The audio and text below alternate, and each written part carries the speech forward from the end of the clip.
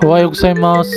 Malamig pala pag may snow. Dahil sa lamig ng panahon, naisipan kong lumabas para bumili ng coke. Wala na pala akong stock. Mamaya tatambay ako sa labas habang umiinom ng malamig na coke sa malamig na panahon. Mukhang nilalamig na rin yung mga halaman. Sa totoo lang, sinasabayan natin yung panahon kung anong kakainin at iinumin. Tulad na lamang sa Pilipinas. Ang mga tao doon nagkakape kahit tanghaling tapat. Kaya makikita mo talaga pag Pilipino ang isang tao nagkakape kahit tanghaling tapat. Naubos na ang coke kila Aling Marites. Ang hindi lang maubos doon ay chismis. Kaya pumunta ako ng Nagoya, sumakay ako ng train para bumili. Habang nasa loob pala ako ng train, naisip ko rin kung paano papagkasyahin yung isang lapad sa isang buwan. Sa sobrang pag-iisip ko, nakalimutan ko yung mga dapat kong dalhin. Nakalimutan ko yung mga basyo ng coke na binili ko nung nakaraan. 5 piso yun kada isang bote, kaya sayang naman. Kaya sumakay ulit ako ng train pabalik. Nung nakasakay na ako sa train, marami na naman akong oras para mag-isip. Inisip ko ulit yung isang lapad kung paano papagkasyahin sa isang buwan. Mahirap talaga magtipid. Hindi ako napagod sa biyahe, napagod ako sa kakaisip. Dahil pinag-isipan ko mabuti ang bagay na iyon, nagkaroon ako ng isang magandang ideya. Kasya naman pala ang isang lapad sa isang buwan. Ang magiging ulam, puro itlog nga lang. Pero sabi nila, pagkain ka ng kain ng itlog, ikaw ay bibilog. Di na rin masama, ang mundo nga ay bilog eh.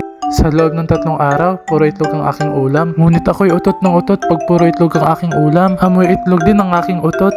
Mukhang kulang talaga ang isang lapad sa isang buwan. Di kaya. Salamat!